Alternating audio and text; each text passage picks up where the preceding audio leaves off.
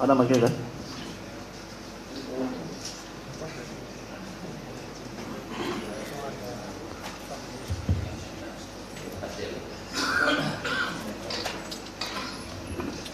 Saudara saksi Bapak Deddy Mulyadi, Sarjana Hukum. Ya. Selamat datang. Terima kasih. Di Pengadilan Negeri Cirebon yang kedua kalinya. Iya, Pak. Baik. Kami sangat tertarik dengan kata-kata mutiara Pak Deddy. Kami sangat mencermati kebenaran hati yang tertinggi, catatan sejarah tidak boleh dihukum seumur hidup jika tidak bersalah. Betul, Pak ya? Betul. Ungkapkan kebenaran itu dan sampaikan apa adanya. Ya, seperti itu, Pak ya. Baik. Apakah Bapak sependapat jika kehadiran kami di sini, tim para termohon juga dalam rangka mengungkap kebenaran material? Ya, pertama kehadiran Bapak adalah sebagai orang yang mempertanggungjawabkan terhadap tuntutan yang pernah Bapak lakukan secara institusional. Artinya kedatangan Bapak karena tugas. Baik, terima kasih. Kalau saya karena hati. Baik, itu yang kami inginkan. Supaya mohon maaf jangan sampai, mohon maaf karena saya sangat menyukai, karena saya sudah sangat sering melihat video-video di media sosial dan saya sangat atensi dengan kepedulian Bapak, karena memang Bapak adalah peduli sosial, dan itulah kami fungsinya hadir di sini. Bukan berarti untuk melakukan perlawanan, tetapi semata-mata kami sepakat untuk menegakkan kata-kata mutiara yang disampaikan oleh Bapak Deddy. Baik. Selanjutnya kami juga ingin menanyakan, kalau terkait maksud dan tujuan sudah jelas semua. Bahkan pertama kali memang terharu ketika ketemu Saka Total dan Bu Titi dan menceritakan tentang proses seperti ini. Yang kami ingin, penegasan kami juga ingin penegasan dari saksi. Apakah semua saksi-saksi yang dianggap novum atau fakta yang sudah dihadirkan oleh pemohon, apakah akhirnya juga memang yang ditemui oleh Pak Deddy sebagian besar adalah hadir di persidangan ini? Ya, sebagian besar saksinya hadir di persidangan. Baik. Apakah pada waktu Pak Deddy katakanlah melakukan pendekatan mencari saksi-saksi sekitar ini, apakah Pak Deddy juga mencoba untuk menarik dari sisi orang tua korban? Mohon maaf, pernahkah? Oh, orang tua korban, saya kan menemui keluarga Pina juga. Sebelum menemui saksi-saksi yang berkembang sekarang, saya menemui keluarga Pina. Ada juga berarti ya? Ada, wawancaranya ada wawancara ibunya, wawancara Vina, wawancara Linda, yang saya tidak bisa bertemu dengan Pak Ibtu Rudiana saja. Baik. Jadi survei itu bukan hanya sepihak, tetapi memang Pak Deddy mencoba untuk melakukan perimbangan. Iya, bahkan saya ingin mencoba bertemu dengan ibunya Eki, tapi tidak berhasil. Tidak berhasil. Baik. Selanjutnya, apakah ketika ketemu Bu Titin, Bapak juga pernah menanyakan upaya-upaya maksimal yang telah dilakukan beliau selaku penasihat hukum? Karena walaupun bagaimana kan, mohon maaf ya, ada persidangan pertama, ada banding, ada kasasi. Apakah itu Bapak sebagai peduli hukum dan peduli penegakan hukum juga ada ditanyakan seperti itu? Iya, saya menanyakan pada Bu Titin sejauh mana upaya ibu melakukan pendampingan. Dan dia selalu mengatakan susah waktu itu kita melakukan pembelaan secara sempurna karena peradilannya tertutup meskipun dalam putusannya dinyatakan terbuka. Baik. Karena mohon maaf kalau saya berbeda pandangan, kalau mungkin saya keliru mendengarkan dan melihat. ketika Pak Dedi aktif survei kepada para saksi fakta baru itu, pertanyaannya itu, mohon maaf ya, teknik pertanyaan itu mengarahkan dulu hari kejadian, tanggal dan ini, bawahnya ada ini. Jadi memang mungkin dari segi yang lain menerima, tapi mungkin dari segi pihak yang lain mungkin beda pandangan. Jadi ada kalanya di dalam melakukan survei di lapangan itu langsung ketika si orang itu katakanlah, mohon maaf Bu Nining yang notabene mohon maaf saya juga paham. Jadi kalau kita, oh bukan begitu, kan begini, betul nggak? Nah itu yang sebetulnya menurut hemat kami kurang imbang di dalam melakukan survei di lapangan. Itu hanya kami selaku pengawas di media sosial dan itu. Ya, baik. Tapi kami tetap menghargai tentang upaya-upaya yang dilakukan oleh Pak Dedi untuk. Malah Bapak bisa melihat wawancara salah seorang saksi yang dulu berbohong ketika di BAP. Justru yang ada terbalik, di awalnya tertutup dan takut. Begitu saya tepuk-tepuk bahunya, kamu ada Allah di hati kamu, dia menangis. Pertanyaannya adalah, apakah tangisan spontan rakyat biasa adalah kebohongan? Yang berikutnya juga kan kita punya logika, Pak. Bapak tinggal cek saja itu ke warung Madura, jaraknya berapa ke gang. Bisa kelihatan menurut Bapak atau enggak malam hari? Kami kebetulan sudah survei dan sudah ngecek, tapi saya bukan tidak sependapat dengan survei Bapak yang lakukan. Kami sudah lama mengikuti bahwa Bapak adalah orang termasuk beliau yang peduli kepada masyarakat kecil, bagi-bagi sembako. Saya pun terharu, alhamdulillah. Cuma memang akhir-akhir ini kurang, tetapi lebih ke masalah yang ini. Tapi nggak apa-apa. Kemudian, iya, nggak usah ketawa. Maksud saya kalau kita ini memang seperti itu, beliau kami termasuk yang sangat senang karena memang keliling. Cuma akhir-akhir ini berkurang untuk yang ke masyarakat kecil. Boleh saya jelaskan? Lebih dominan ke, mungkin tidak tersorting Pak, mohon maaf. Enggak, boleh saya jelaskan? Ya, boleh. Ya, karena bagi saya peristiwa kemanusiaan ini lebih mahal dibanding sembako, Pak. Kami sependapat dan kami bukan menolak mengenai hal itu. Tenang ya. aja. Baik. Tolong penonton. Intinya kami sekali lagi ingin menegaskan bahwa terhadap putusan yang telah berkekuatan hukum tetap harus dihormati. Tetapi ketika masih ada upaya hukum, mari kita bongkar kebenaran dan keadilan. Bapak setuju seperti itu? Setuju. Itu yang ingin kami sampaikan di forum sidang ini, dan jangan sampai mohon maaf masyarakat keliru menilai prinsipnya keadilan, kebenaran material harus ditegakkan, akan tetapi penegakan hukum berlaku untuk semua orang. Bapak sependapat seperti itu? Sependapat. Terima kasih. Barangkali yang lainnya manusia. Izin yang mulia, kalau saya hanya untuk dicatat ya, karena pertanyaan dulu Pak, ada pertanyaan enggak pada enggak, ini hanya untuk dicatat kembali penegasan sebagaimana tadi pertanyaan dari teman-teman pemohon dan termohon bahwa ini disepakati sifatnya hanya testimoni auditu. Kemudian terkait asumsi saksi sah-sah saja karena itu untuk kepentingannya silakan, namun sudah terbantahkan dengan fakta hukum ya sesuai dengan perkara akuo, dan itu pembuktiannya sudah berdasar dengan KUHP 184. Itu aja yang kami minta catat. Terima kasih. Cukup. Ada lagi tambahan? Silakan kalau ada tambahan dari rekan yang lainnya. Cukup untuk mengajukan pertanyaan.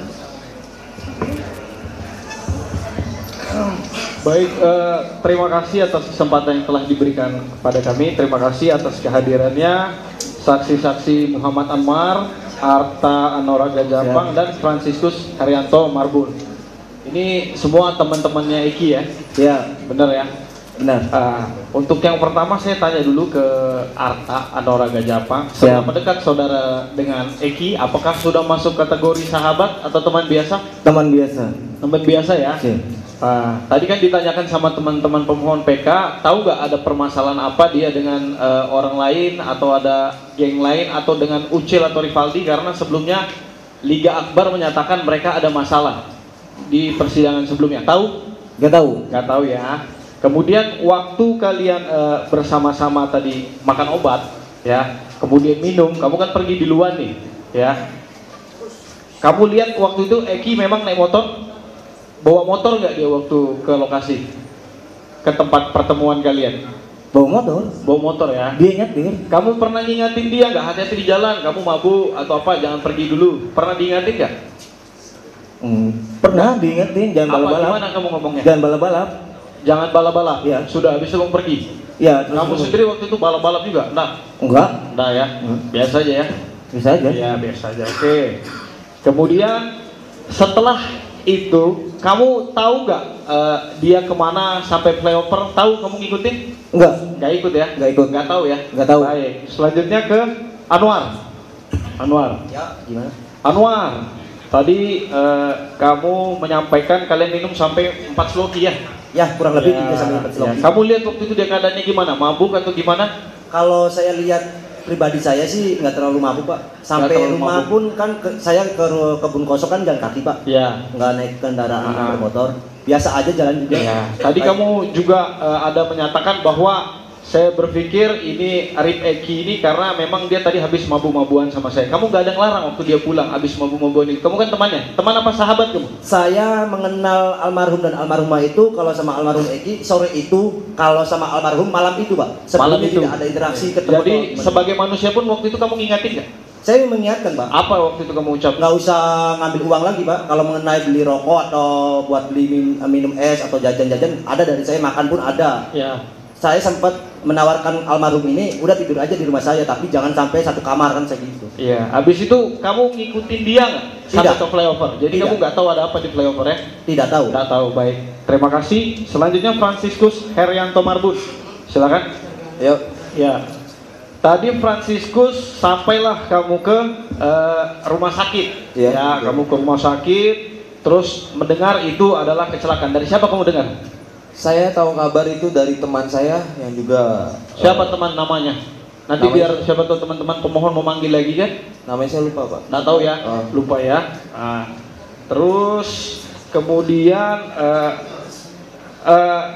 apakah kamu waktu itu memang mengecek dan kamu punya keilmuan? Tadi kamu bilang, ini saya yakin kecelakaan. Punya ilmu kamu untuk mengecek? Karena saya lihat dari lukanya, Pak.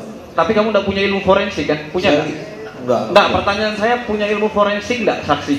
Enggak, Pak, tapi Nggak punya ya, nggak punya ya. Ya. Tapi saya punya ini. Itu hanya asumsi. Itu hanya asumsi ya. Kata yang mulia, ada apa? Ada apa? Yang mulia, pertanyaan termohon. Yang mulia, Ya. pertanyaan termohon menyudutkan saksi. Itu udah jelas provokatif. Ya, enggak, saya kan cuma bertanya, punya keahlian forensik atau enggak? Kalau enggak ya sudah yang mulia. Ada permasalahan apa? Iya, saya intinya saya tanya itu, tinggal dijawab kan. Cukup. Boleh. Saudara yang provokatif. Tenang. Ini termohon. Apa? Iya, Pak, yang mulia. Ini Siap. diajukan sebagai saksi. Baik. Bukan ahli. Iya. Ya. Tanyakan. Terserah dari yang mulia, kalau seandainya tidak diperbolehkan saya akan mengganti pertanyaan. Silakan. Kan seperti itu kan? Silakan. Ya. Ganti pertanyaannya, Pak. Ya, baik. Karena Terima kasih. kita ingatkan sekali lagi, ini diajukan sebagai saksi, bukan ahli. Tanya mengenai saksi mereka aja, Pak. Sama novum dia, Ya. ya.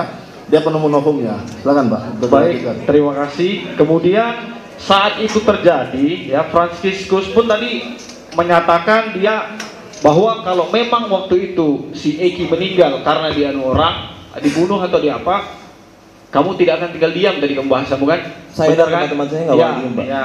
Nah, setelah diketahui ternyata terjadi pembunuhan dan inkrah, kamu ngapain?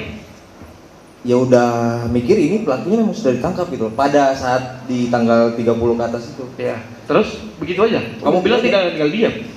Loh, Cukup yang mulia. Terima kasih. kan sudah ditangkap, Pak. Yang mulia, tolong, kenapa teriak-teriak ini? Ada apa? Bentar. Hah? Mana? Kalau mau teriak di sini, Pak. Bentar. Baik.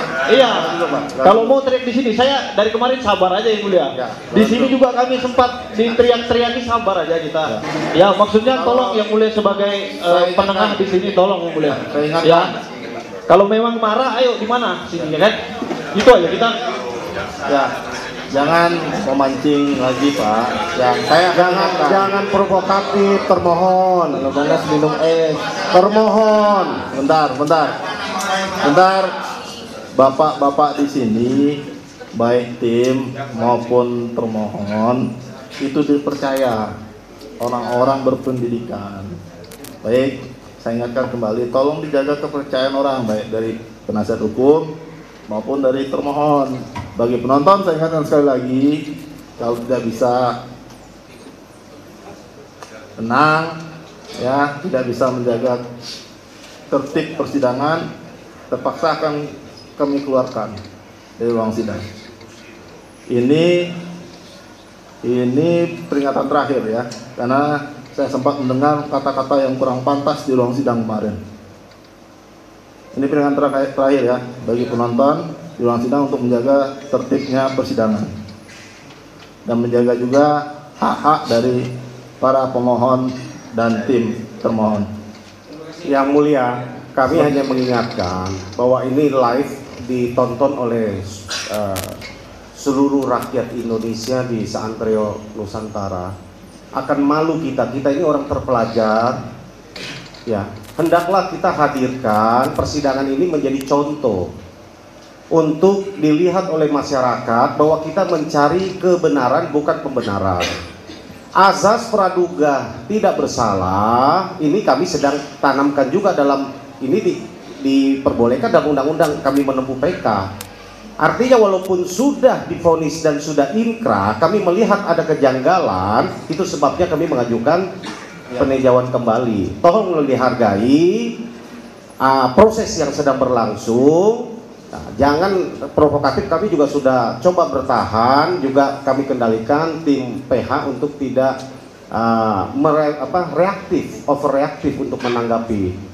Mohon termohon juga mengendalikan karena ini membawa institusi kejaksaan. Ya, tolong ini diperhatikan sama-sama. Kami juga akan kendalikan karena kami juga atas nama organisasi untuk majunya karena Dewan Pimpinan Nasional kami. Jadi sama-sama kita mempertahankan institusi nasional. Karena sesuai undang-undang Dewan Pimpinan Nasional Pradi adalah setingkat menteri, sama kedudukannya dengan termohon adalah dari Kejaksaan Agung. Supaya sama-sama kita menghargai institusi penegak hukum yang ada di Indonesia ini. Demikian majelis yang kami hormati. Izin yang mulia dapat kami tanggapi bahwa walaupun ada asas praduga tak bersalah, ya ini upaya hukum luar biasa. Kami pun punya kesempatan yang sama seperti sidang-sidang sebelumnya. Kami hanya menggunakan kesempatan kami. Terserah mau pemohon berpendapat kami ini seperti apa, ya kami menjalankan hak kami. Selama itu tidak melanggar hak-hak yang telah ditentukan. Nah, dan kami tetap berpedoman kepada itu. Kami hanya ingin menyampaikan ini sebagai pesan kami yang mulialah sebagai pengendali di sini. Ya, seperti itu maksud kami yang mulia. Karena penonton ketika sudah tidak kondusif atau apa, dan pemohon ataupun kami yang mulia, terima kasih kami sudah diingatkan. Yang mulia lah yang menentukan. Seperti itu maksud kami yang mulia. Terima kasih. Baik, Yang mulia mohon izin sekali. cukup Pak. Ya, Tadi kan saya mohon disampaikan. izin. Saya mau sampai. Nanti berkembang lagi. Nah, Cukup. saya mohon yang izin. mengatur sidang ini Pak. Baik, yang Cukup. mulia. Saya mohon Kan izin. sudah disampaikan. Baik, makasih. Ya, kalau semuanya ngomong nanti di balai desa kita sidangnya Pak. Ya, kan sudah disampaikan tadi Pak. Semuanya saling menjaga. Saya sudah ingatkan dari awal bahwa ini adalah sidang permohonan peninjauan kembali. Ya, silakan pemohon untuk membuktikan dalil-dalil dalam permohonannya, dan termohon juga untuk membuktikan dalil-dalil dalam jawabannya atau tanggapannya. Selain itu, silakan dihormati persidangan ini karena majelis yang akan mengatur jalannya persidangan. Apapun perintah majelis, ya, itu untuk kebaikan persidangan ini. Ya, kita sama-sama mempunyai tujuan yang sama di sini. Begitu juga dengan, saya yakin begitu juga dengan pemohon dan termohon. Baik, kita lanjut. Bisa? Bisa. Termohon, bisa untuk dilanjutkan? Bisa? Silakan kalau ada pertanyaan. Terima kasih yang mulia Pak Tulian Ismani. Untuk saksi Franciscus ya, Iya Pak. Iya. Yang pemilik helm. Tinggal di Duku Semar. Iya betul Pak. Kota masuk kota Cirebon berarti. Iya. Ketika saudara melakukan pengambilan dokumen terhadap helm Iya. dan itu saudara lakukan pada saat saudara berada di situ, apakah saksi juga melakukan dokumentasi lainnya selain hanya helm yang memang itu adalah katanya kepunyaan saudara? Maksudnya barang bukti atau gimana? Kan di situ kan, apakah saudara juga mengambil foto almarhum supaya sebagai bentuk simpati karena memang itu teman akrab saudara, apa saudara cuma fokus hanya helm saja? Awal saya fokus saya Pak. Cuman di dalam itu yang saya ingat memang saya sempat memoto almarhum, tapi yang saya post di Facebook saya itu di 3 hari kemudian yang saya tahlilan itu, di situ pihak keluarga minta untuk foto itu dihapus. Iya. Karena biar dengan alasan biar almarhum tenang. Ya. Kemudian tadi kan ditunjukkan kepada Yang Mulia terkait termasuk dari penasihat hukum bahwa ada helm sebelum dan sesudah, kan gitu. Ya. Apa yang membuat saudara terkesan sehingga saudara sempat untuk membandingkan, atau paling tidak saudara kok, atau secara kebetulan atau memang apa kok bisa mengambil foto helm sebelum dan sesudah? Apa itu ada kenangan terindah atau apa terhadap Menurut helm? saya helm itu adalah kenangan yang terindah Pak. Menurut saya untuk saya pribadi sebagai teman almarhum Pak. Pengingat untuk saya juga Pak. Kalau foto yang sebelumnya itu memang pada saat itu helm itu agak nyentrik Pak pada saat itu. Jadi ya dengan Nyentriknya gimana? Hah? Nyentriknya seperti apa? Agak terkenal Pak. Pada saat Termasuk itu. harganya memang Ya lumayan. tidak terjangkau kalau nggak orang-orang yang khusus yang maksudnya mahal lah gitu. Mungkin. Baik. Kemudian Pak Tikus pada saat saudara membuat surat pernyataan di notaris tanggal 17 September 2024. Ini memang kalian bertiga berbareng-bareng. Bertiga Iya, bareng-bareng ya. Iya. Bersamaan ya. Dipertemukan di situ bersamaan Pak. Iya, memang untuk Arta maupun Anwar memang itu hari dan tanggalnya sama. Sama. Betul, itu ada di notaris di mana tadi? Dr. Solihin. Oke. Itu hanya kalian bertiga atau ada yang membantu untuk menunjukkan jalan atau memberikan mendampingi? Paling dari pihak Pradi Pak. Oh. Jadi bukan kalian bertiga sendiri tapi memang ada yang mendampingi gitu. Iya. Baik.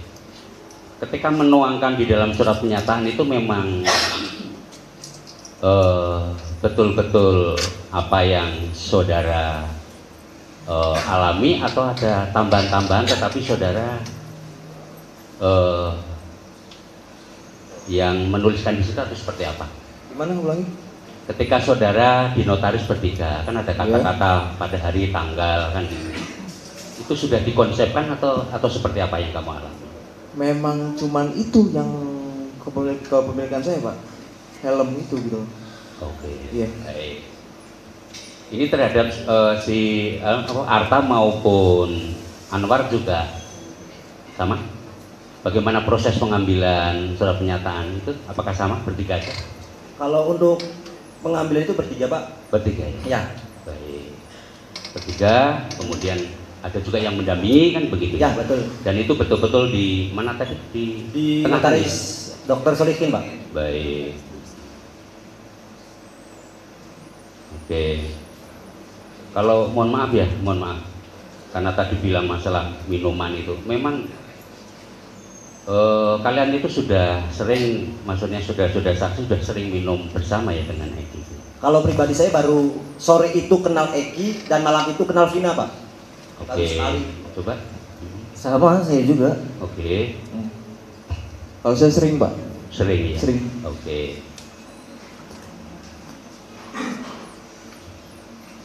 Sering minum-minum ya? Iya, terlebih lagi malam minggu. Biasanya kalau malam minggu itu lebih Baik. sering.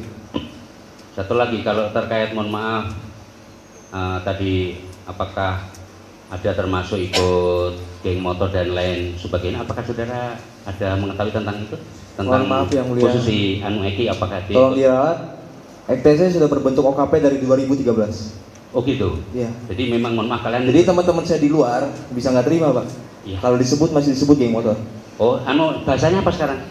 Organisasi. Organisasi. Oke, saya ralat. Iya. Karena saya kan kenapa mengucapkan gitu, ada saksi yang mengatakan seperti itu. Tetapi kalau saya bilang sekarang organisasi, itu lebih sependapat dan lebih baik. Ya. Kan gitu. Yang pertanyaan saya adalah, apakah Eki termasuk kalian masuk organisasi itu? Masuk. Oke, tiga-tiganya ya? Saya dan Anwar. Oke, baik.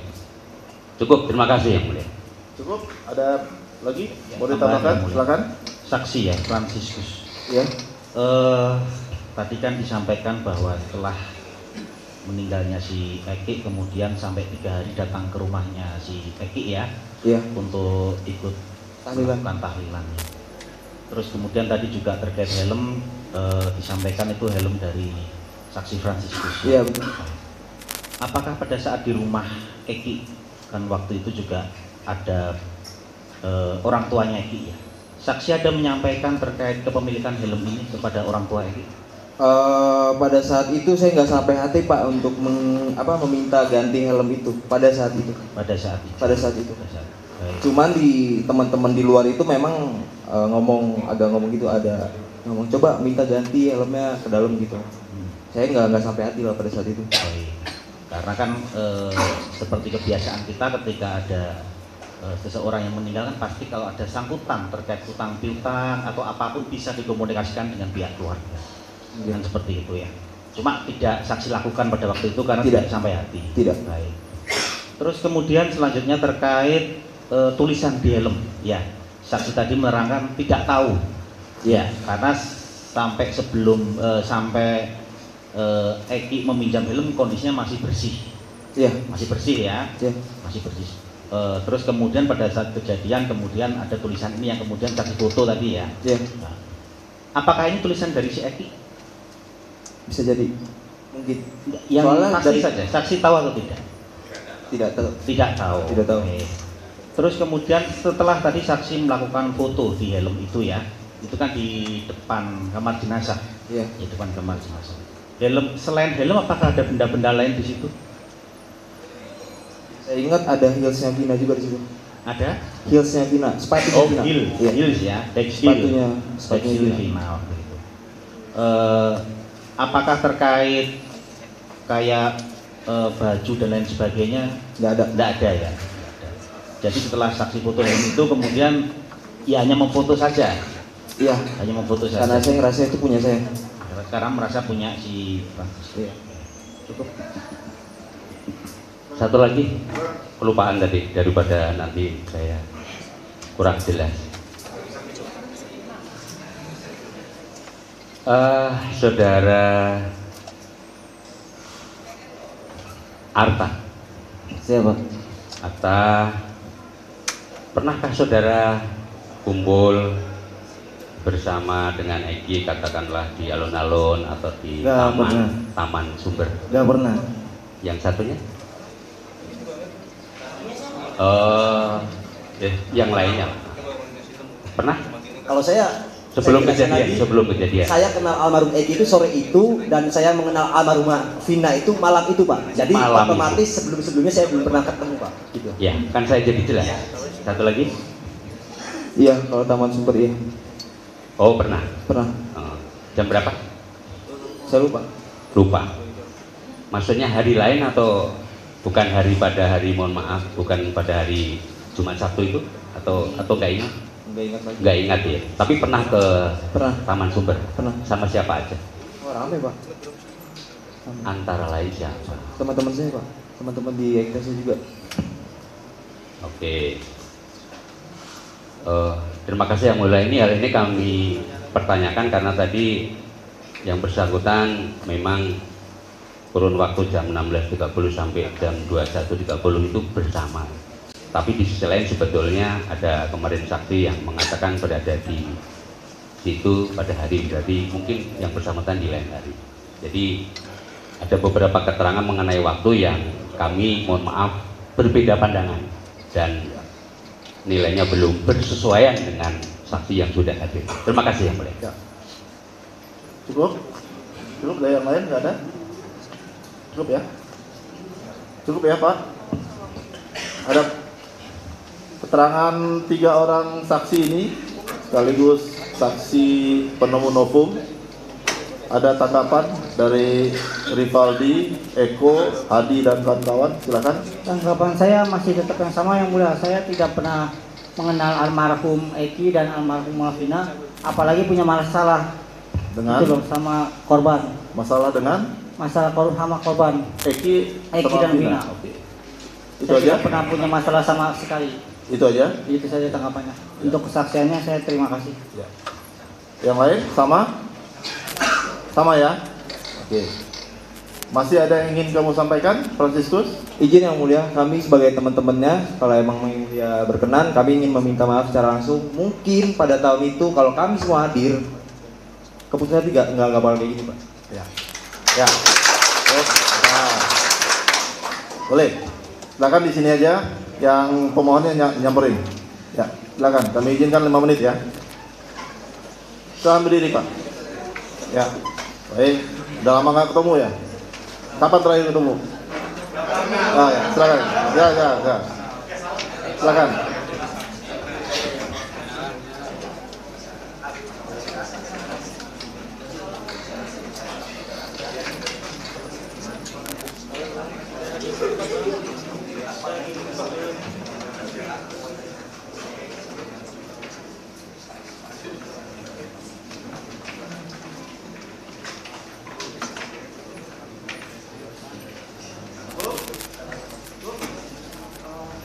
Teman saya Pak, Lucy yang mulia, saya sekalian mau meminta maaf kepada semua orang tua pemohon pribadi dan teman-teman saya. Mungkin saya juga mewakili almarhum Eki dan almarhum Malvina, meminta maaf kalau memang kejadian kita menjadikan saksi pada tahun 2016 mungkin tidak seperti ini Pak yang mulia.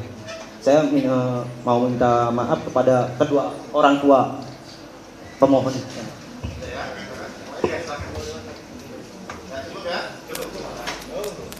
Pemeriksaan perkara keterangan saksi saudara sudah selesai, bisa kembali ke belakang atau pulang bisa. Terima kasih atas keterangannya. Silakan Pak. Ya, terima kasih Pak. Berikan pada pemohon. Silakan pemohon untuk mengajukan pertanyaan. Silakan Pak. Terima kasih yang mulia. Terima kasih ahli telah mendapatkan pembelajaran ahli yang cukup panjang lebar, tapi izinkanlah kami juga ingin minta pendapat. Ketika ahli tadi menjelaskan bahwa ilmu psikologi forensik adalah untuk mengetahui perilaku dan proses mental manusia, utamanya dalam proses hukum, yang kami soroti pertama terkait pelaku.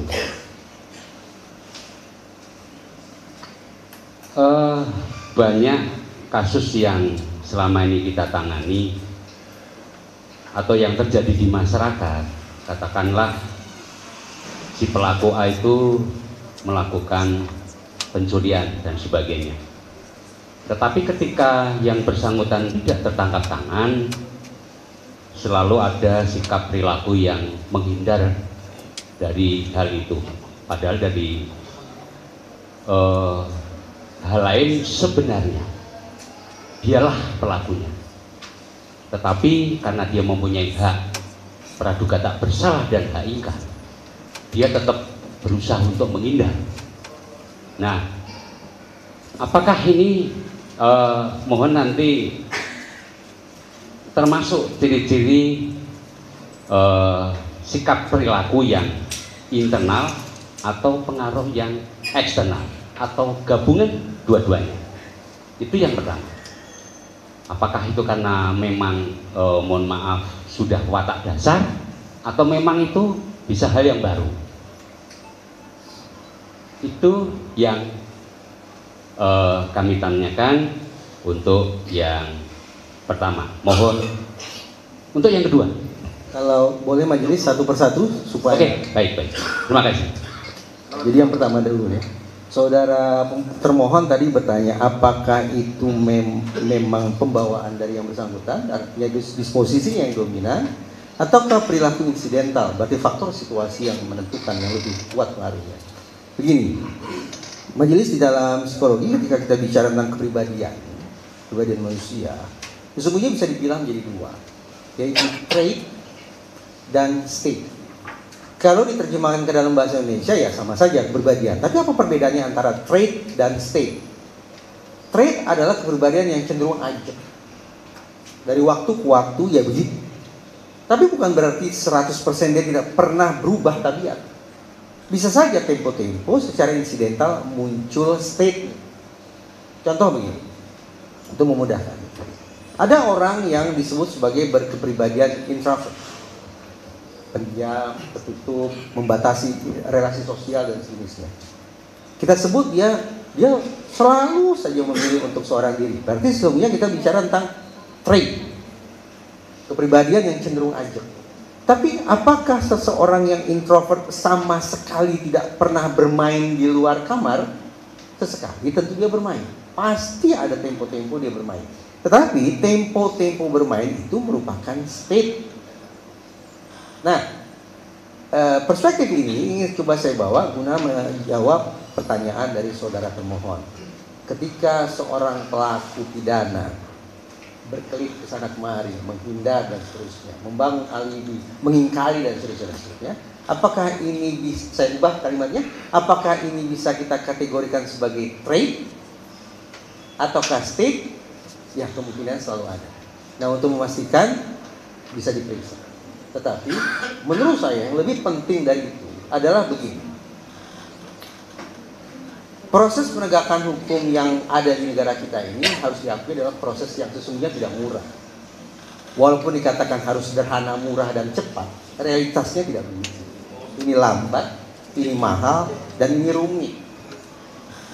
Menyadari bahwa ternyata kenyataan seperti itu, sekian banyak yuridiksi, tapi di luar Indonesia ya, yang menerapkan sistem Anglo-Saxon. Mereka menerapkan apa yang diistilahkan menjadi sebagai plea bargaining. Guilty plea bargaining. Dengan adanya mekanisme plea bargaining, otoritas peradilan memberikan kesempatan kepada terdakwa untuk menciptakan sebuah situasi yang sederhana, murah, dan cepat, yaitu sesegera mungkin menyampaikan pengakuan bahwa dia sudah melakukan perbuatan pidana. Kalau terdakwa memilih untuk mengambil kesempatan itu, maka iming-imingnya adalah sekali lagi proses persidangannya akan jadi murah, cepat, dan sederhana. Plus tidak tertutup kemungkinan hakim pun akan memberikan hukuman yang lebih ringan kepada terdakwa. Adanya mekanisme yang disebut sebagai guilty plea atau plea bargaining semacam ini sesungguhnya merupakan terobosan untuk mendobrak segala macam bentuk pertahanan psikologis terdakwa yang boleh jadi menjadi salah satu sumber mengapa kemudian proses persidangan itu sekali lagi tidak murah, tidak sederhana, dan tidak cepat. Jadi apapun itu, apakah ini trait atau state, tetapi memahami bahwa tindak tanduk terdakwa bisa jadi merupakan kendala yang membuat proses penegakan hukum menjadi murah, sederhana, dan cepat, maka dilakukan terobosan semacam ini. Memberikan kesempatan secara formal kepada terdakwa untuk mengambil kesempatan plea bargaining atau guilty plea tersebut. Mudah-mudahan, saya tidak tahu apakah ini sungguh-sungguh menjawab pertanyaan saudara termohon, tapi mudah-mudahan menjadi perspektif yang bermanfaat tentang bagaimana kaitan psikologi memberikan kontribusi bagi munculnya mekanisme penegakan hukum yang baru. Selanjutnya Ali, perilaku eksternal itu bisa dari luar. Kami membayangkan, katakanlah ada seorang pelaku yang memang sebelum melakukan tindakan itu bergabung atau mungkin berkaitan dengan, mohon maaf, suka minum atau mungkin obat-obatan, jika itu berlebih berdampak. Dapatkah si perilaku itu jika dalam kondisi menggunakan dua hal tadi? Karena yang kami tahu orang yang minum minuman keras emosinya mudah tersulut. Ketika dia sedang berkumpul lebih dari katakanlah 5 orang sepakat bareng-bareng, kemudian ada masyarakat yang lewat atau mungkin menegur atau seperti apa, mungkinkah orang itu emosinya terpancing dan melakukan tindakan yang tidak seharusnya dari segi psikologi forensik? Baik. Ini tentang perilaku. Majelis, beberapa tahun silam atau beberapa bulan silam ada satu kasus penyalahgunaan narkoba oleh public figure. Kemudian dengan segala hormat, majelis hakim pada persidangan itu memutus bersalah, terdakwa bersalah, dan tidak memberikan kesempatan untuk rehabilitasi. Penjelasannya adalah karena majelis beranggapan bahwa terdakwa belum mencapai pada tingkat kecanduan, sehingga tidak perlu direhabilitasi, hukum saja. Kalau dia sudah mencandu baru direhabilitasi. Itu logika majelis hakim dalam persidangan tersebut. Tentu saya menghormati logika itu, menghormati putusan itu. Tapi sebagai bentuk penghormatan pula, saya berbagi perspektif tentang izin majelis. Menurut saya ada cara pandang yang tidak begitu akurat tentang bagaimana nafza termasuk miras mempengaruhi pemunculan perilaku jahat manusia. Putusan tadi itu yang tidak memberikan rehabilitasi kepada terdakwa karena dianggap belum mencandu, saya tafsirkan bahwa hakim menganggap masalah nafza, miras, dan sejenisnya hanya sebagai dua sisi. Candu, tidak candu. Dua sisi, hitam atau putih. Padahal realitasnya tingkat seseorang memakai nafza ataupun miras tidak hitam atau putih, tapi gradasi. Contoh, ada peminum yang tergolong sebagai peminum rekreasional. Dia minum, tetapi untuk tujuan rekreasional. Jadi ketika teman-teman arisan misalnya minum, dia ikut minum. Tapi selesai arisan dia tidak minum lagi. Ini tergolong sebagai peminum rekreasional. Oh ya, majelis, saudara termohon, saya ingin menunjukkan kepada saudara termohon bahwa boleh jadi ada cara pandang yang perlu kita koreksi terkait dengan konstruksi pertanyaan saudara termohon itu tadi. Ini bukan masalah hitam atau putih, tapi berjenjang, gradasi. Saya mulai, saya lanjutkan. Ada peminum yang tergolong rekreasional, tadi sudah saya katakan gitu ya. Ada peminum yang sudah termasuk kategori problematik, dia sudah lebih sering, tapi belum mencapai level adiksi, mencandu, belum. Nah, ini menunjukkan kepada kita sekali lagi bahwa pemahaman kita tentang miras, tentang narkoba sesungguhnya tidak hitam putih, tapi merupakan gradasi. Dengan demikian, kembali ke pertanyaan saudara termohon, adakah kemungkinan bahwa seseorang yang minum dan seterusnya sepatutnya yang paling jitu adalah dengan dijawab lewat mengetahui kadar alkohol dalam darah yang bersangkutan. Itu jawabannya. Sehingga kita tahu persis apakah kadar alkohol di dalam darah itu sudah mencapai level berbahayakah atau tidak. Sebagai misal, saya angkanya lupa karena ini urusan kedokteran, tapi saya berikan ilustrasi dari sudut pandang perilaku ya. Hingga derajat tertentu orang masuk dalam kondisi mabuk, lewat dari derajat tertentu dia akan pingsan. Kenapa dia pingsan? Itu mekanisme otomatis manusia untuk menghentikan dirinya agar tidak lewat lagi. Karena begitu dia naik lagi derajatnya, dia akan mati. Nah, ini lagi-lagi menunjukkan kepada kita ini masalah gradasi, bukan masalah hitam putih. Oh, apakah orang yang minum minuman keras akan membacok? Maka jawabannya kita pahami mudah-mudahan sekarang tergantung pada kadar alkohol di dalam darah yang bersangkutan. Jadi tidak serta-merta orang menegak bir misalnya langsung batuk orang, tidak. Karena ada level. Demikian saudara termohon. Mudah-mudahan bisa ya menjadi pengayaan terbaik. Satu lagi yang ahli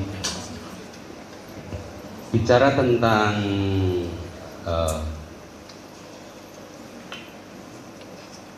tadi masalah,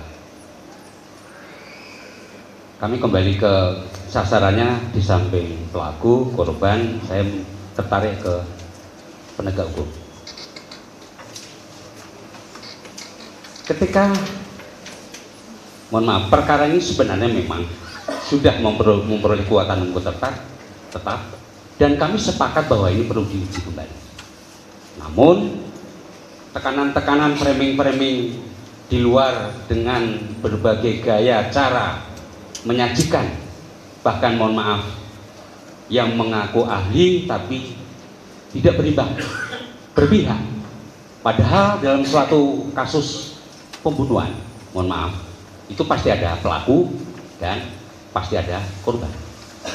Tapi terkadang framing di media lebih dominan bahwa itu adalah A, B, D tidak bersalah dan seterusnya, bahkan menggiring opini bahwa itu bukan perkara A tapi adalah perkara B.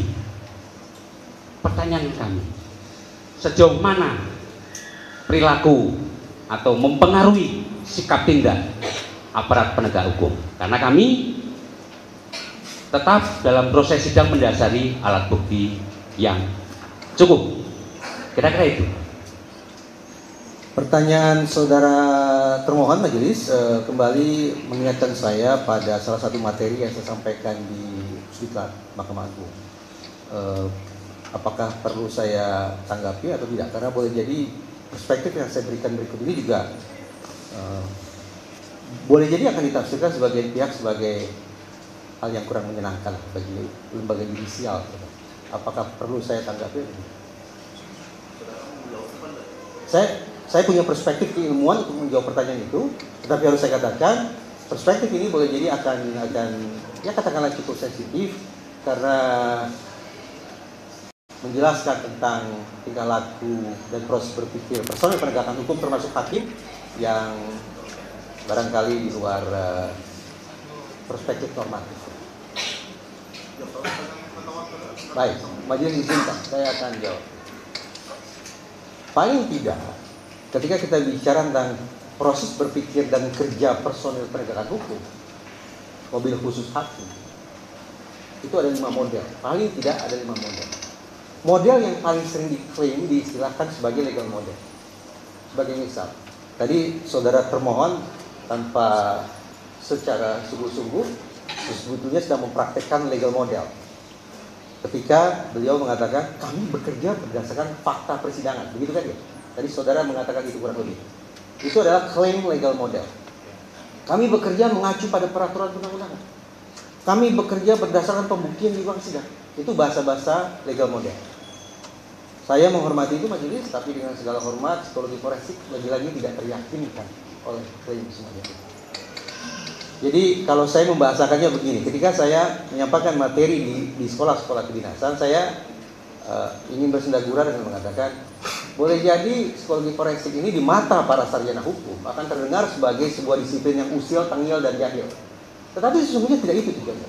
Tujuan kami adalah, ayo coba lepas toganya, coba simpan palunya, coba tanggalkan identitas pengenalnya, coba turun sini sama-sama dengan saya akan tanda petik telanjangi kalian bahwa sesungguhnya proses berpikir kalian adalah seperti berikut ini. Itu yang ingin disampaikan oleh psikologi forensik. Nah, saya lanjut ya. Satu model yaitu legal model, silakanlah. Semua sarjana hukum mengklaim itu. Semua personil sistem peradilan pidana kita mengklaim itu. Tapi psikologi forensik tidak yakin. Kalau tidak yakin, lantas apa penjelasan yang membuat psikologi forensik yakin? Mari kita cek 4 model lainnya. Tetapi waktunya panjang untuk menjelaskan semua. Untuk merespon saudara termohon, saya akan gunakan 2 model saja. Pertama yang disediakan sebagai public opinion model. Apa itu? Saya yakin saudara termohon baca media sosial. Saya yakin saudara advokat nonton siniar atau podcast. Dengan segala hormat, mungkin majelis hakim juga baca koran dan segala macam perbincangan di ruang publik. Pertanyaannya, sanggupkah personil penegakan hukum bekerja melawan arus opini publik? Contoh majelis, barangkali saya mohon maaf kalau contoh saya berikut ini menjadi terkesan terlalu vulgar. Sanggupkah hakim membuat putusan yang berlawanan dengan arah angin bertiup? Seperti itu. Mana yang menakutkan? Di orang-orang yang hadir di ruang persidangan atau justru orang di luar persidangan? Kalau kita jadikan public opinion model sebagai acuan berpikir, maka kita punya alasan bahwa opini publik akan sangat mungkin mewarnai, untuk tidak mengatakan merecoki, proses berpikir personil penegakan hukum. Namun harus dipahami, ketika saya menggunakan istilah public opinion, public di situ jangan hanya diartikan sebagai warganet, citizen dan netizen, tidak. Atasan, kolega itu juga bisa dianggap sebagai public. Artinya pimpinan kita di kantor, kolega kita di samping juga bisa memunculkan tekanan kepada kita yang mendistorsi proses penegakan hukum. Bisa diikuti ya, saudara. Itu satu, public opinion model. Mari kita kaitkan public opinion model ini dengan model berikutnya, yaitu strategic model. Apa itu strategic model?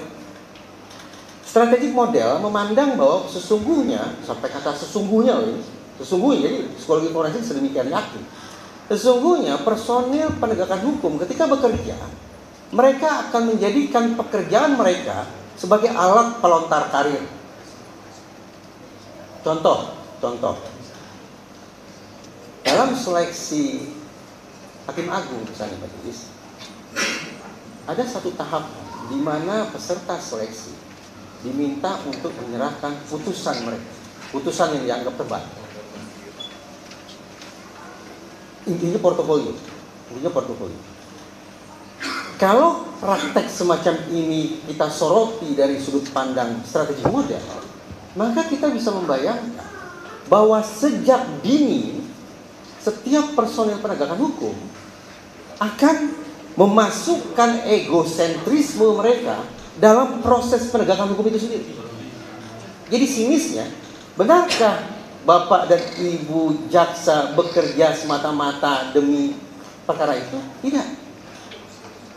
Strategik model yakin ketika Bapak Ibu berpikir, mengetik dan segala macam, Bapak Ibu juga membayangkan apa dampak berkas tuntutan saya ini terhadap karir saya ke depan. Itu strategik model. Jadi personil penegakan hukum menjadikan pekerjaan mereka sebagai strategi, sebagai siasat untuk melontarkan karir mereka. Apakah itu dibolehkan? Saya yakin tidak dibolehkan. Bekerja yang untuk berkas itu. Bekerja untuk siapa? Untuk pencari keadilan, titik. Normatif, legal model, strategi model membantah itu. Silakan diklaim bahwa kami bekerja semata-mata demi pencari keadilan. Silakan. Berkas yang saya kerjakan.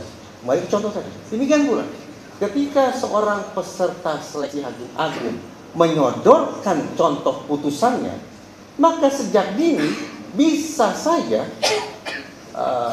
korps hakim terkondisi untuk berpikir sama, egosentrisme. Sejak dini mereka sudah mulai berpikir, apa yang harus saya kerjakan agar putusan ini suatu saat nanti bisa saya pakai untuk melontarkan karir saya ketika saya mengikuti seleksi Hakim Agung. Ini misalnya.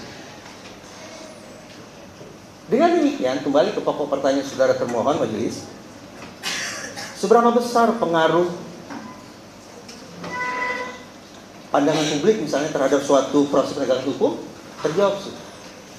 Public opinion model dan strategic model memberikan dasar paling tidak bagi saya dari disiplin psikologi forensik untuk yakin bahwa tekanan publik, pengaruh pimpinan, dan segala macam imajinasi atau rencana pengembangan karir akan memberikan warna untuk mengatakan merecoki proses penegakan hukum.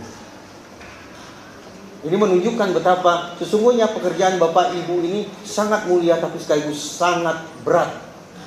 Pengaruh itu, intervensi itu, katakanlah demikian, tidak hanya datang dari publik, tidak hanya datang dari pimpinan, tidak hanya dari kolega, tekanan korps, juga korsa dan segala macam, tapi juga dari imajinasi Bapak Ibu sendiri terkait pengembangan karir macam apa yang ingin Bapak Ibu titi ke depan.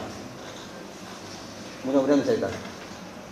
Strategic model dan public opinion model. Turun. Masih ada pertanyaan? Silakan Pak. Masih ada yang mulia. Terima kasih atas kesempatan yang diberikan kepada kami. Selamat datang Bapak Reza yang kedua kali ya Pak di sini. Siap. Saya akan melanjutkan tadi saya menyimak berkaitan dengan yang pertama ini kaitannya dengan efek senjata. Ya. Apakah ini berlaku hanya untuk senjata api atau keseluruhan senjata? Karena apabila kita membawa senjata misalnya pedang atau pisau atau parang atau samurai, apakah efek senjata ini juga bisa muncul seperti yang dijelaskan tadi ketika inisial P menembak ke atas? Terima kasih. Studi yang menghasilkan teori efek senjata menggunakan senjata api. Apakah kemudian kita bisa berpikir analog ke senjata selain senjata api? Saya belum pernah menemukan hasil studi tentang itu. Jadi belum pernah yang mulia.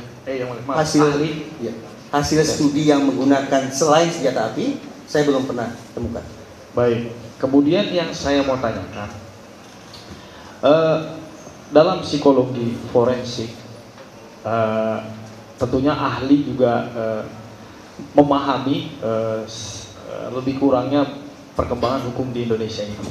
Nah, apakah ahli, menurut pendapat ahli, mengapa dalam sisi penegak hukum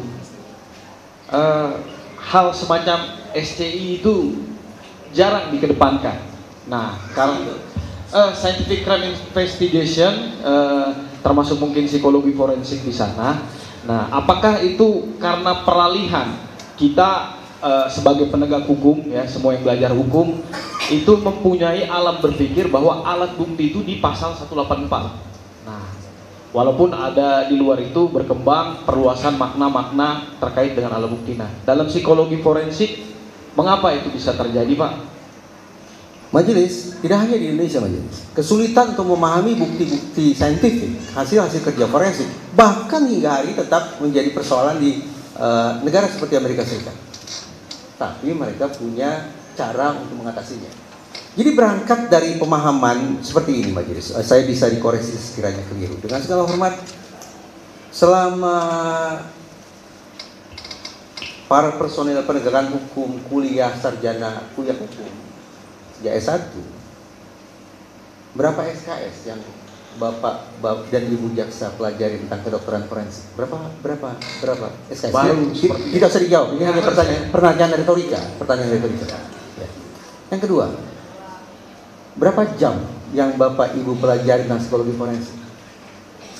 Berapa semester yang Bapak Ibu pelajari tentang IT forensik? Saya yakin, mungkin saya keliru, tapi saya yakin hazanah forensik itu sangat sedikit dipelajari di Fakultas Hukum kita. Namun betapa berat seketika di ruang sidang kita yang tanda petik awam terhadap forensik, awam terhadap pembuktian secara saintifik, sekonyong-konyong dipaksa tanda petik untuk menyelami persoalan dari sudut pandang saintifik. Betapa berat. Tapi sekali lagi, persoalan ini tidak hanya dialami oleh personil penegakan hukum di Indonesia, tapi juga sampai sekarang kita di Amerika Serikat demikian pula. Kenapa persidangan O.J. Simpson berlangsung sedemikian alot? Kalau saudara termohon mungkin pernah mendengar kasus itu jadi salah satu contoh majelis tentang betapa rumitnya menghadirkan pembuktian saintifik di ruang sidang. Dalam pengertian bagaimana membuat personil penegakan hukum bisa memahami ihwal terkait kimia, toksikologi, kedokteran, psikologi, dan seterusnya. Luar biasa rumit. Tambah lagi majelis. Saya bisa keliru ya, jadi saya bisa dikoreksi, mohon maaf majelis. Ada persidangan, semisal persidangan kopi sianida. Mungkin Bapak Ibu termohon pernah dengar. Saya masih ingat pemeriksaan terhadap ahli kimia, psikologi, kedokteran dilakukan nyaris tengah malam buta. Ketika kondisi psikologis manusia letih luar biasa, dihidangkan pada sekian banyak data, angka, logika, teori, metode yang seumur-umur belum pernah didengar oleh para sarjana hukum. Betapa rumitnya mencerna itu. Tapi apa boleh buat? Kalau kita mau konsekuen bahwa proses penegakan hukum, proses persidangan ini harus berdasarkan pada pembuktian, bukan mengandalkan pada keterangan, maka kita harus konsekuen. Suka tidak suka, kita harus paham data-data, bukti-bukti forensik, bukti-bukti saintifik itu. Nah, di negara semisal Amerika, ketika, dengan segala hormat majelis, ketika hakim merasa kepayahan untuk memahami informasi apa ini, bisa saya lihat, bisa saya baca, tapi tidak bisa saya cerna, hakim bisa minta agar dia diganti. Itu terobosan di Amerika Serikat. Dia ganti. Atau terobosan lain, tapi ini masih eksperimen ya. Di Anglo-Saxon kan mereka memakai juri kan. Ada sekian puluh atau sekian belas juri. Notabene juri itu kan awal. Tiba-tiba mereka pula yang harus membuat keputusan tentang nasib terdakwa, dan kepada mereka disodorkan bukti-bukti saintifik, data-data forensik yang tak apa artinya bagi mereka. Kalau mereka tidak sanggup, mereka bisa. Nah, ini contoh terobosan-terobosan. Jadi, saudara termohon, saya membayangkan bahwa ada sekian banyak kasus yang boleh jadi tidak begitu meyakinkan dari sisi pembuktian saintifik. Kenapa? Apa boleh?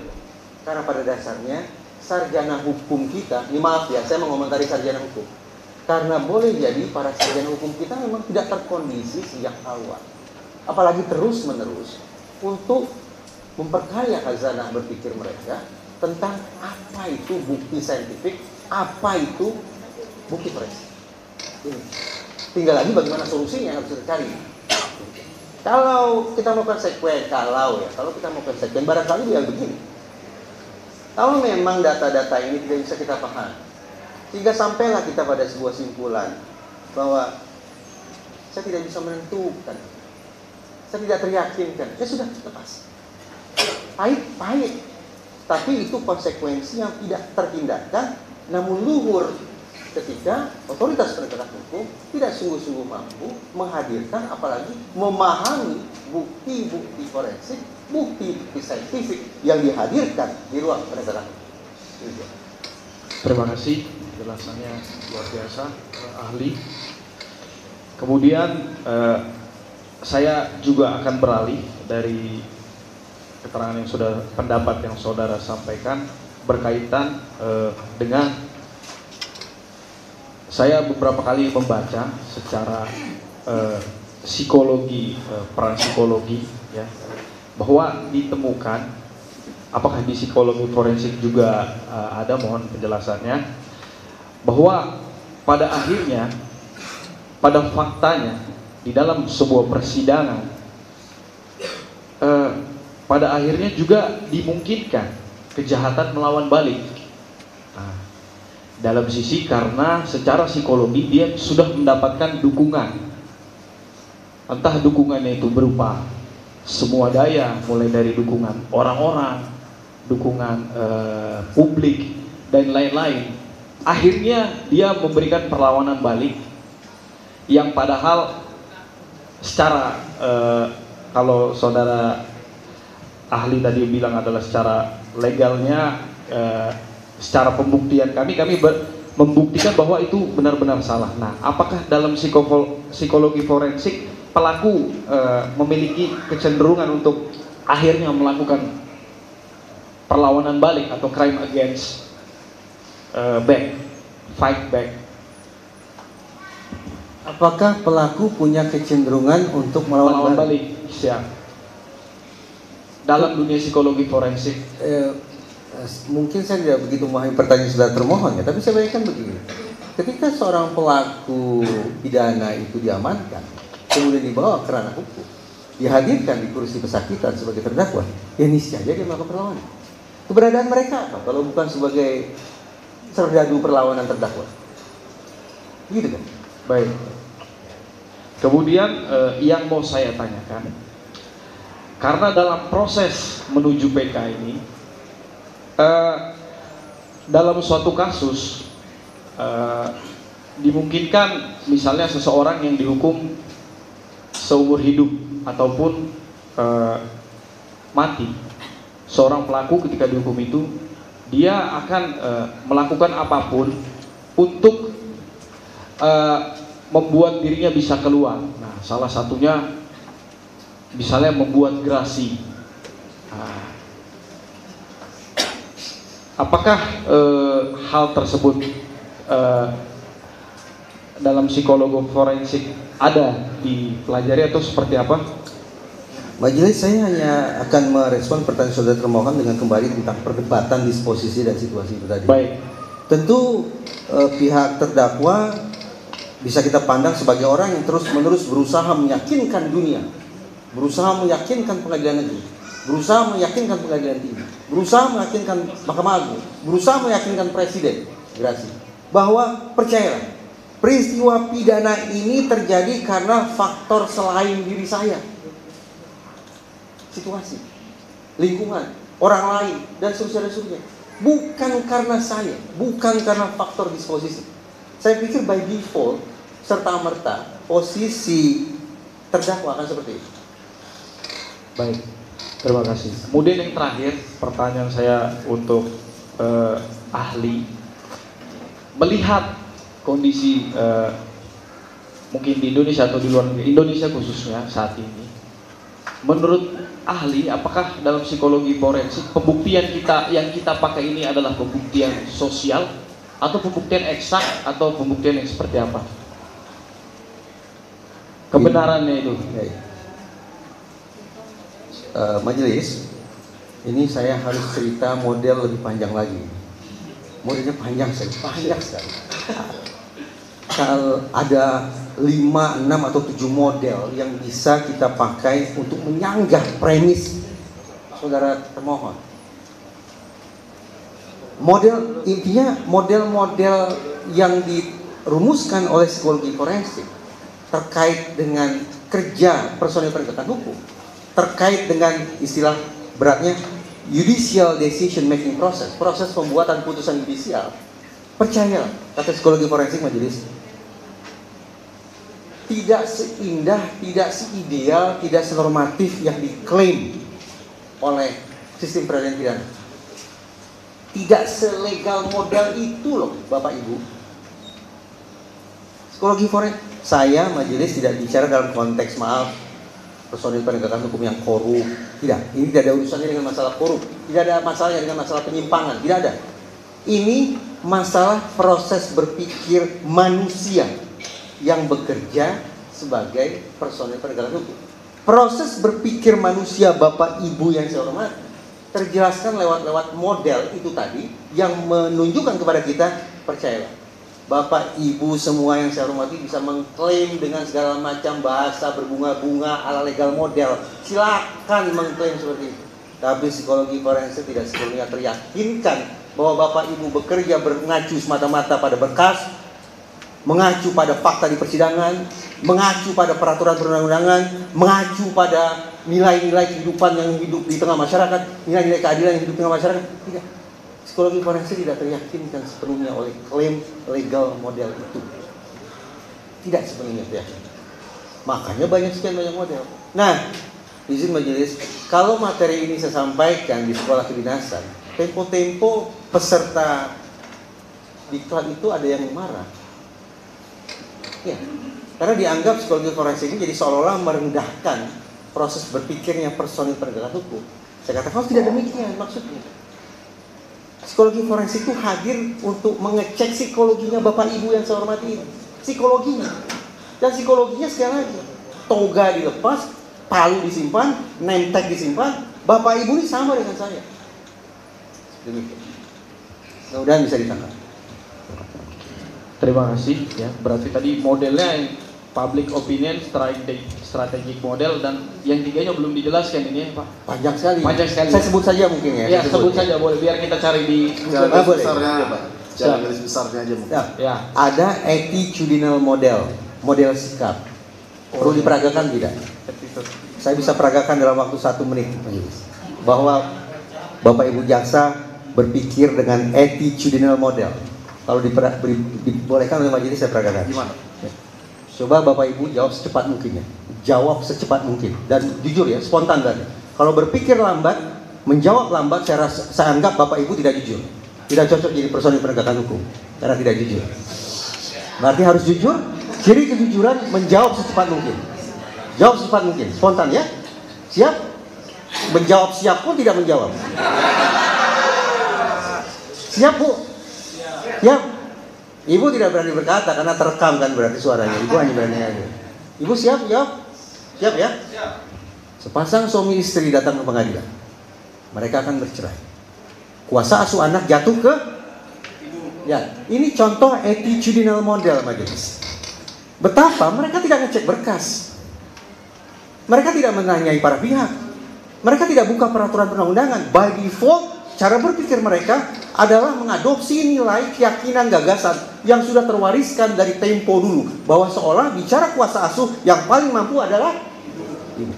Padahal kalau sungguh-sungguh mereka baca peraturan, yaitu Undang-Undang Perlindungan Anak, mereka akan temukan di situ bahwa ayah ibu dihubungkan dengan kata dan. Artinya kita tidak punya alasan dari sisi peraturan perundang-undangan untuk menganggap bahwa satu jenis kelamin lebih unggul daripada jenis kelamin lainnya ketika bicara pengasuhan. Maka ternyata Bapak Ibu bekerja berdasarkan attitudinal model. Saya lanjut majelis. Model berikut. Lagi ya ke Bapak Ibu. Sebenarnya saya bisa bertanya ke majelis, tapi untuk menghormati persidangan yang mulia saya bertanya. Saya boleh tahu ketika Bapak-Bapak menangani sebuah perkara, apa yang harus Bapak cermati? 5 saja, coba. Pakai mikrofonnya. Pakai mikrofonnya. Supaya saya dengar. Syarat formil, material, kemudian locus tempus. Oke. Locus tempus habis itu. Sudah. Sudah ya? Sudah lah, 4 Pak. Coba. Saya boleh tahu, kalau di tingkat PN, maksimal berapa waktu yang Bapak punya untuk menyelesaikan satu perkara? Maksimal deadline apa? 3 bulan, 2 bulan adalah cara berpikir ala manajer. Jadi mereka kesampingkan aspek substansi hingga pada titik tertentu mereka harus sisir, mereka harus kikis kemungkinan mereka berkonsentrasi pada aspek substansi karena mereka dikejar oleh waktu. Ini disediakan sebagai case manager model. Jadi siapa bilang personil penegakan hukum semata-mata berfokus pada substansi?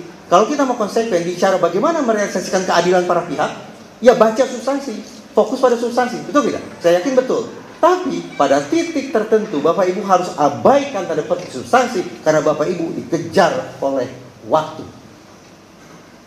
Muncullah model case manager model. Berarti Bapak Ibu yang saya hormati ini bekerja tidak murni sebagai orang yang fokus mencari keadilan dengan menggali sedalam-dalamnya aspek substansi suatu perkara, tidak. Bapak Ibu harus berpikir, bahaya deadline, marah pimpinan, segala macam. Itu contoh case manager model. Ada banyak lagi, tapi izin majelis saya pikir segitu dulu lah ya. Untuk sepertinya saudara termohon hanya ingin tahu saja ini. Paling tidak sudah ada beberapa model yang coba masih ada saya pertanyaan nggak Pak? Terima kasih. Kalau masih ada pertanyaan, kita break sholat asar dulu karena kami belum sholat asar. Cukup ya mulia. Ya. Kalau memang ada pertanyaan lagi, kita habiskan di sini. Kita nanti menyiapkan. Ya, sebentar Pak. Sebelum selesai bicara ya Pak. Kita menyiapkan berita acara novumnya biar bisa ditandatangani sama saksi novum itu. Kita break sholat asar dulu 15 menit, baru kita lanjut ke pemeriksaan saksi berikutnya. Saksi apa ahli? Ahli. Ada pertanyaan dari termohon? Silakan Pak.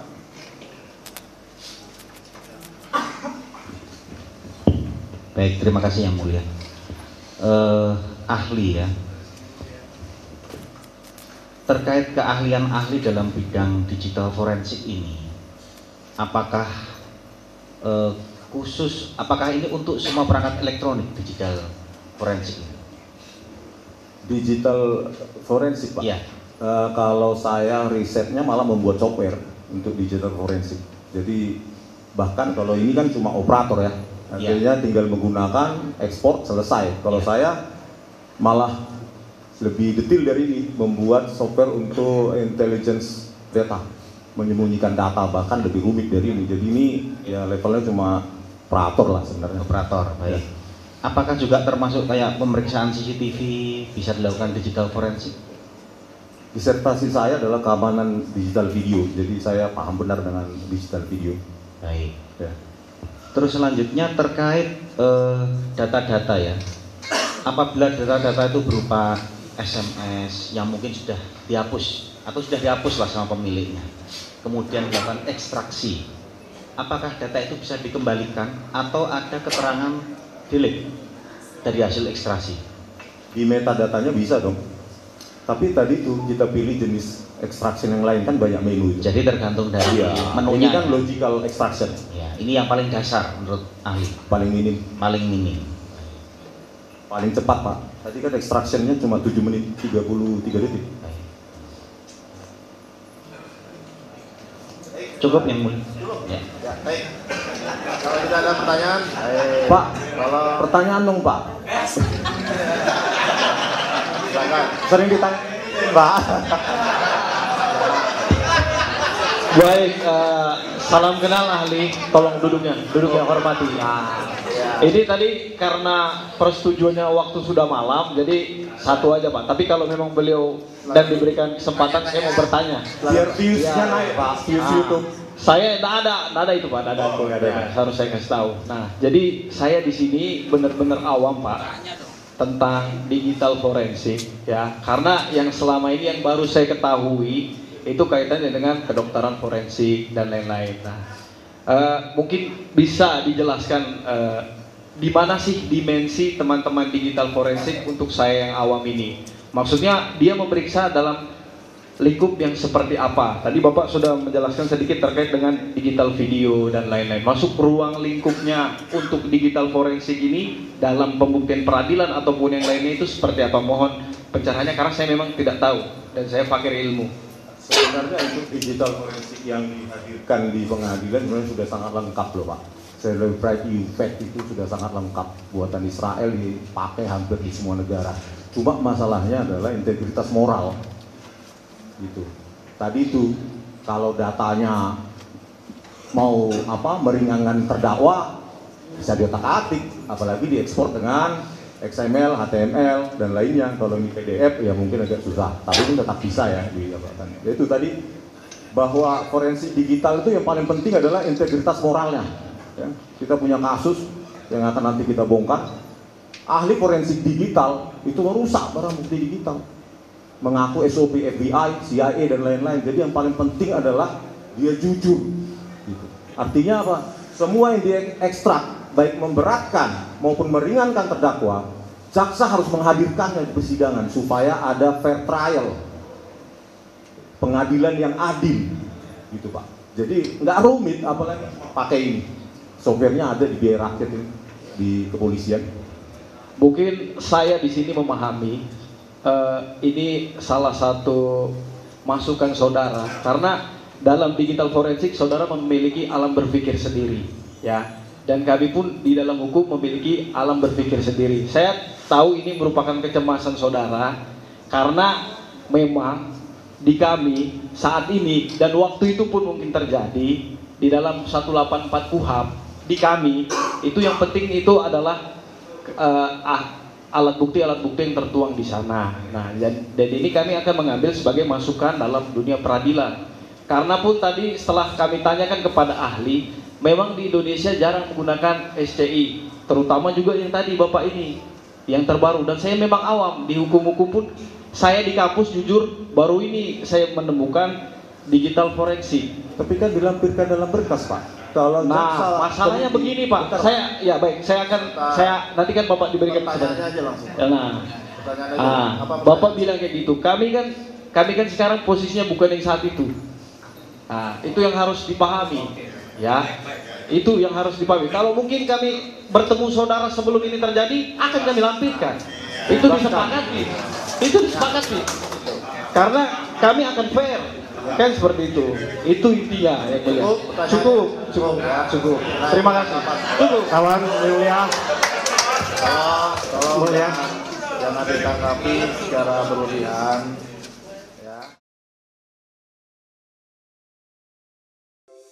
Di antara banyak sumber informasi, kami layak dipercaya. Karena kami menggali lebih dalam, berpihak pada kebenaran, berpegang pada data dan fakta, agar layak Anda jadikan referensi. Kompas TV, independen, terpercaya.